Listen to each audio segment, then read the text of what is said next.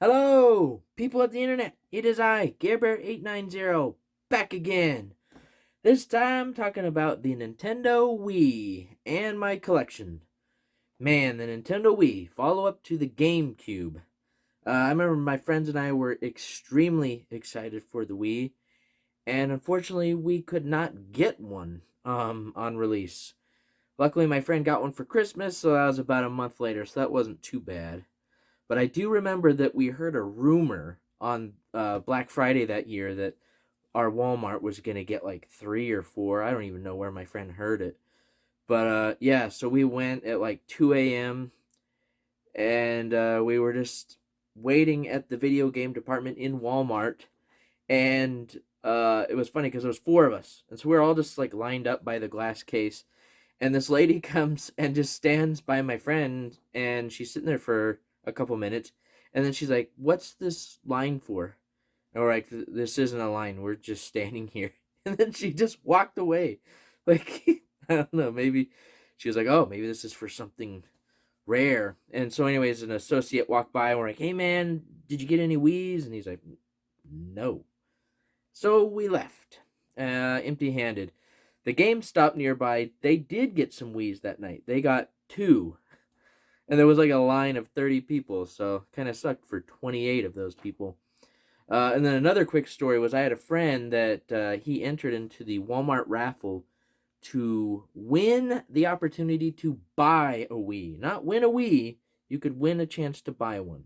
And he won. And so yeah, he went and bought a Wii. But yeah, that's just like how crazy it got. Like this thing was just so sought after. So crazy. Yeah, so that's the Nintendo Wii. I have a fair amount of games for it and have had a lot of fun with it. So let's dive into that, huh? So I have a friend that man, I don't know, maybe I'll have him on sometime, but there's a hilarious story with the Wii U, so maybe I'll save that for the next video. But he bought a Wii U bundle, and it came with a bunch of Wii games since it's backwards compatible. And he let me go through a bunch because he knows that I love to collect, and so he gave me a phenomenal deal. And this is one that he was like, "Please, just take it." I don't know if it's any good or not, but Spectrobe's Origins. So I got it for $1.25. So I guess it doesn't really matter how good or bad it is. Then we got De Blob. This is kind of a wacky over the top game. The Blob. $3.27 in a pawn shop. Alright, and then we got Rayman Raving Rapids TV Party. So, kind of in the same vein as Mario Party. This is actually a lot of fun. My brother sold it to me for $5. Okay, now we got Epic Mickey, which I haven't played, but I do want to because it looks really cool. And I remember I had a few friends that really liked this game. Epic Mickey, I was able to grab for $0. I don't know how. Maybe it was I think it was a buy two get one free at GameStop. Honestly. All right, now Lost in Blue Shipwrecked. I remember I think it was the first Lost in Blue came out on the Nintendo DS, and I thought it sounded really cool. So this was one that my friend got in the bundle, so he sold it to me for $1.25. Kind of a survival island game. Another one from that bundle. Harvest Moon Animal Parade. I haven't played this one, but $1.25. Okay, up next we got the Conduit Special Edition. So kind of a holographic case. My friend sold this to me, or well, we traded, and the trade value was $5.55. Okay, next we got Dragon Quest Swords, the Masked Queen, and the Tower of Mirrors. Takes up the whole spine. Another one for my friend, $1.25. Alright, then we got Final Fantasy Crystal Chronicles, the Crystal Bears. So this kind of a follow-up to the GameCube game. So $1.25. Okay, then we got Dead Space Extraction, an on-rails shooter that has like a standalone story. So pretty solid. Got this from my brother for $10. All right, Silent Hill Shattered Memories, kind of a reimagining of the first game. This is the system it originally came out on, and they ported it later. But this is what I played it on, and it's actually pretty cool. It's a different Silent Hill. There's really no combat. It's more of a puzzles and running kind of game. But I liked it. I thought it was cool. My brother sold this to me for $15. Okay, another shooter. Resident Evil The Umbrella Chronicles. Pretty cool game. I remember I rented this back in the day. And then I saw it at GameStop for $0. But it was a buy two, get one free. I want to say it was like around $8 when I got it. Alright, now here's an interesting one. Follow-up to that. Resident Evil The Dark Side Chronicles. Just one interesting thing with this. I actually managed to get 2 covers, because the original one that I got is missing the Wii logo. So, a slight misprint or variant. And then this one does have it.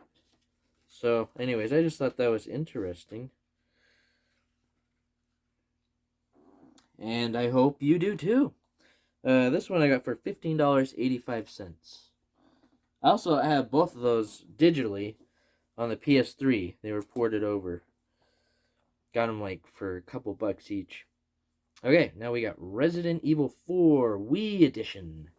This one is actually a lot of people's preferred method of playing Resident Evil 4, because the motion control is actually carried over pretty well. This one I grabbed not too long ago for $7.49.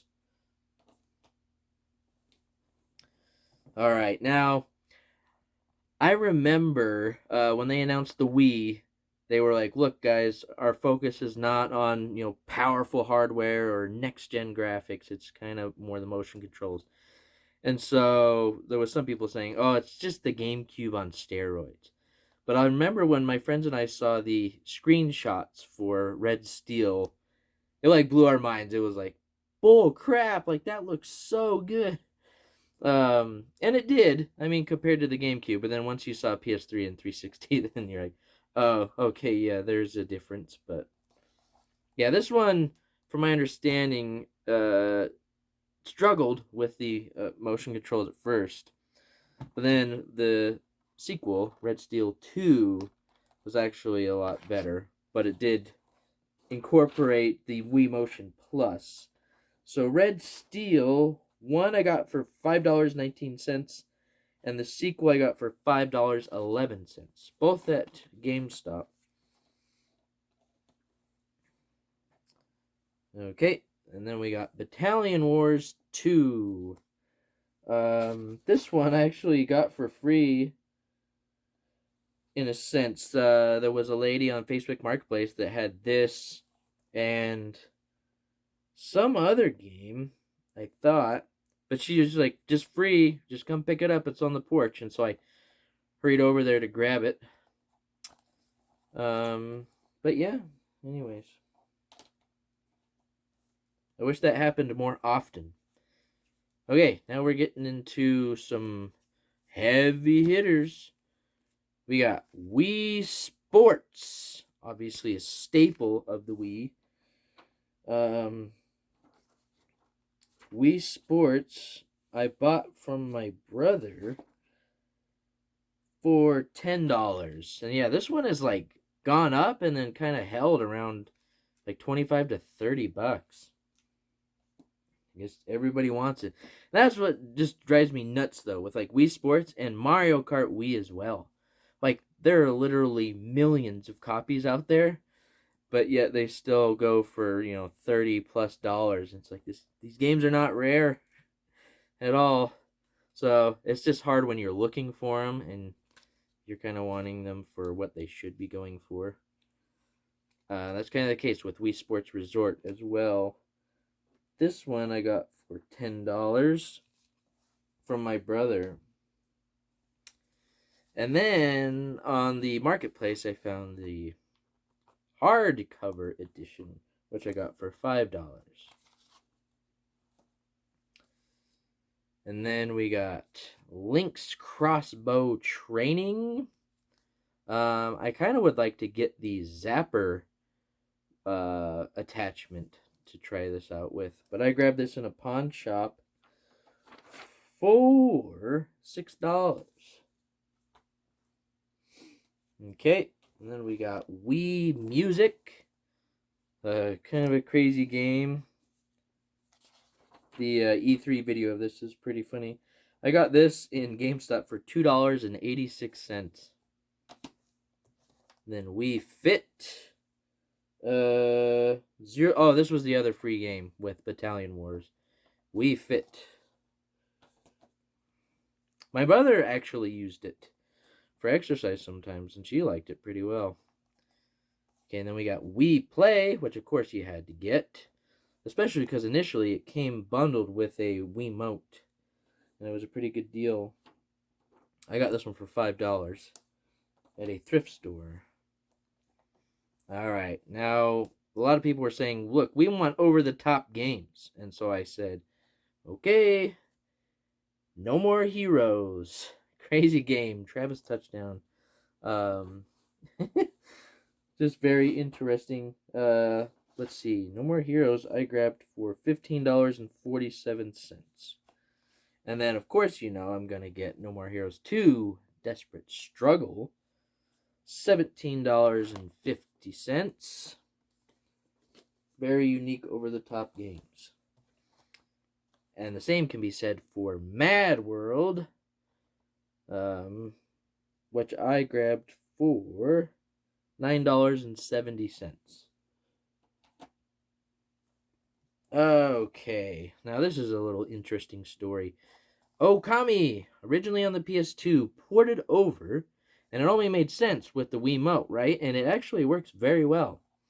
Unfortunately, not enough checking was done, and I don't know if this will show up or not, but right by the mouth, there's the IGN logo. I don't think it'll show up. I'm sure you're aware of it if you follow it all, but yeah, so a lot of people noticed that very quickly, and unbeknownst to me, shortly after that, Capcom was like, hey, we're sorry about that, so we're gonna do a reprint, and you just have to, like, apply online, fill out a little registration card, and then we will mail you a correct cover without the IGN logo. But that was only for a short period of time, and I was not aware of this. And so when I did hear about it, it was way too late, and it had already been shut down. But I guess Capcom took forever to get the cover art out to the people that applied. And there was 2 you could choose from. Well, they ended up just sending both. Anyways, I had always been, like, scouring the internet trying to, like, find one. Well, finally I did on eBay. So you have, like, the back side of it, which has some beautiful art, which is one of the best parts of Okami. So you had this one, and then you had more of a green colored artwork was the other option. But then on the front side, you have the cover without the watermark from IGN. So anyways, I was actually happy to find this and be able to have the corrected artwork. So let's see, Okami I bought originally for $40, and then I bought a second copy for I want to say it was like $9 and some odd cents with shipping.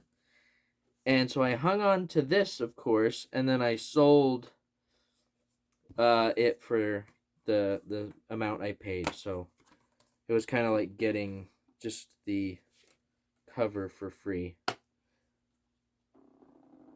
So yeah, anyways, interesting Wii history. Okay, now let's get back on track.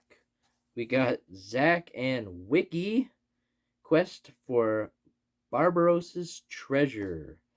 Very unique, kind of colorful puzzle game that I definitely wanted to get. Zach and Wiki, $16.79. Okay, and so this is going to wrap up part 1. And wrapping us up is A Boy and His Blob, which originally was on the NES. And then I actually am not sure if this is a reimagining or a sequel, but I knew I wanted it. But A Boy and His Blob I got for $16.58. So yeah, the Wii, one of the best-selling consoles of all time. Just about everybody and their mom had one, literally. So tell me, what are some of your favorite Wii games and memories?